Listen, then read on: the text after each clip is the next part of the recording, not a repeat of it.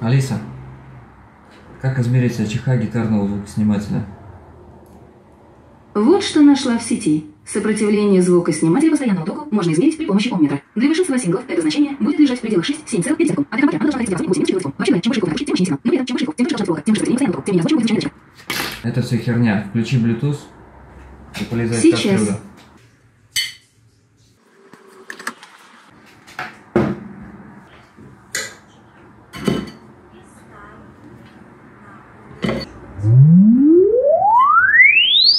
Всем хэви метал. Я Никус, и сегодня я разбираю извечный вопрос. Имеет ли смысл замена звукоснимателей? Я для себя уже давно ответил на этот вопрос и хочу поделиться с вами своими изысканиями. В данном видео я подойду к этому вопросу с сугубо технической точки зрения. Покажу, что в домашних условиях можно не только услышать ушами разницу в звучании одного мотка проволоки от другого, но и зафиксировать это графически. Погнали!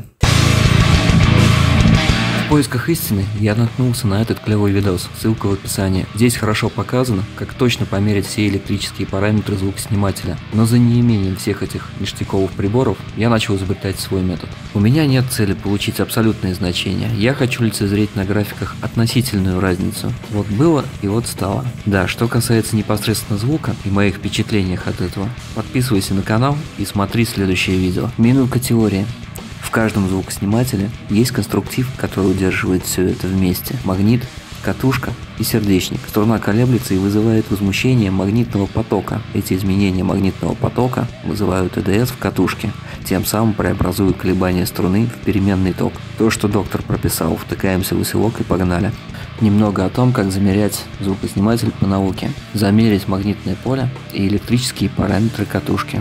Измерение частотной характеристики производится при помощи катушки возбуждения, приложенной непосредственно к звукоснимателю. Такой способ довольно точно показывает характеристики катушки датчика, но делает это в отрыве от магнитной системы. В итоге получаются такие красивые и ровные графики. Зато на них наглядно можно лицезреть резонанс. Изначально в моей голове был такой план. Берем динамик, дабы минимизировать влияние электромагнитных полей, прикрепляем к нему шест, на конце которого пластина из магнитного материала. Я попробовал воссоздать что-то похожее при помощи Алисы в кастрюле и получил следующее. Но и это тоже не будет соответствовать реальному положению дел, как именно гитарная струна взаимодействует с датчиком. Важным аспектом еще является то, что хамбакер снимает колебания струны в двух точках, а струна колеблется не как монолитная пластина. Из-за этого определенные гармоники струны приходят на датчик в противофазе и перестают существовать. Я прикинул таблицу гармоник, для каждой струны они будут свои. И для моего строя в мензуре 25,5 получились такие результаты. Нас интересует лямбда пополам 18 мм и менее. Это как раз расстояние между центрами сердечников. Для седьмой струны этот эффект начнет проявлять себя, начиная с частоты 2 кГц. Поэтому для получения более реалистичных результатов я решил воздействовать непосредственно на струны. Мой итоговый сетап оказался максимально прост. Я думаю, каждый при желании может легко повторить это у себя дома. Для измерения я использовал программу Room EQ Wizard, которая бесплатная и легко скачивается с официального сайта. И если вы в состоянии воткнуть гитару в компьютер и записать пару рифов, у вас не будет никаких проблем с ее настройкой. Здесь все просто. Назначаем необходимые входы и выходы и выставляем приемлемый уровень сигнала. В качестве ЦАП и драйвера в моем случае выступила Алиса, а в качестве АЦП старый добрый Line 6. Все полученные измерения выглядят довольно зубастыми и с ощутимым провалом в середине, что обусловлено методикой измерения и явно не мониторными характеристиками умной колонки. Поэтому для более наглядного сравнения я накинул эквализацию на все графики. Теперь приступим к сравнению. Красный график показывает, как звучит родной датчик Belkat. Сравним его со свежеустановленным ARB Knock Rail на зеленом графике. Здесь присутствует подъем в середине, но главное отличие – огромный пупырь на 6 кГц. Он и дает хорошую атаку. Родной Belkat на этих частотах буквально молчит. И для эмуляции такого эффекта придется нехило задирать эквалайзер. Теперь сравним родные бриджовые и нековые датчики. Разница колоссальная. У некового Belkat весьма присутственные верха, ну и естественно больше низов. Но думаю, низ – это заслуга расположения. Собственно, почему я не стал менять нековый датчик. Он меня полностью устраивает, особенно после внедрения отсечки. А вот так выглядит график нека с отсеченной катушкой. Логично, что ощутимо проваливается выхлоп, во всем диапазоне, особенно в середине. Но вы только посмотрите, какую гору верхней середины нам навалило тут. И все блюзмены дружно начинают радоваться. Теперь у меня внедрена отсечка и на бриджовом датчике, который тоже дает дополнительный подъем на верхах, но в другом диапазоне. И звучание в середине более едкое и пробивное, нежели у некового датчика.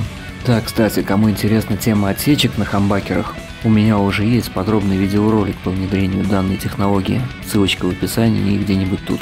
Ради интереса я также снял графики и в средней позиции переключателя. Интуитивно можно было предположить, что это будет просто сумма, но по факту здесь заметен приличный провал в середине, видимо связанный с какими-то фазовыми вычитаниями. Кто в курсе физики процесса, пишите в комментариях. Здесь болотно-зеленый – это ARB, голубой – NEC Belkat, а кислотно-зеленый – средняя позиция. Аналогичная же ситуация и на графиках со сплиткоилом. На желтом графике ARB Bridge, на фиолетовом нековый Belkat с отсечкой, ну а на оранжевом средняя позиция. А еще мне очень интересно было глянуть, есть ли разница, какую катушку отсекать у хамбакера. Насколько ощутима разница звучания северной и южной катушек. Здесь фиолетовый график – это южная катушка, а на синем – северная. На вид, да впрочем как и на слух, разница не такая уж и большая. Попробуйте угадать на слух, где какая.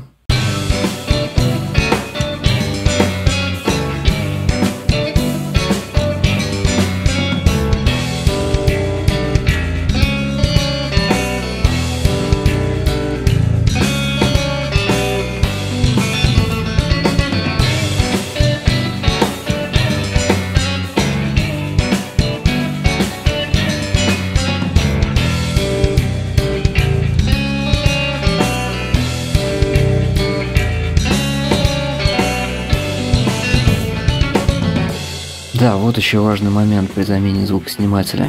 Когда меняется только один датчик, ресет, вам может так же повезти, как и мне, и датчики окажутся в противофазе. Например, потому что китайцы взяли и положили магнит не тем концом. К сожалению, я не снял АЧХ, как это выглядит, но основные симптомы этого – мало низких частот и ощущение пересранности посередине и верхней середине. Примерно вот так это звучит.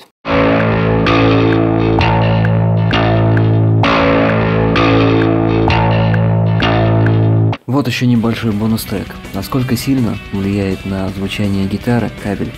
На этих двух графиках два вполне себе неплохих инструментальных кабеля. К сожалению, под рукой не было какого-нибудь совсем отвратительного кабеля, вроде того, что кладут в комплекте с дешевой гитарой при покупке. Но даже у этих неплохих проводов на 4 кГц разница в 4 дБ вполне себе ощутима. Так что я крайне не рекомендую экономить на проводах владельцам пассивных датчиков.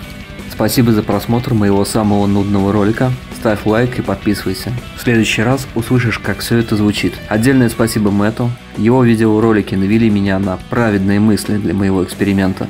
У него на канале также есть видео, как нафармить датчики с нуля. Ссылки в описании. Всем крутых гитар и мощных усилков.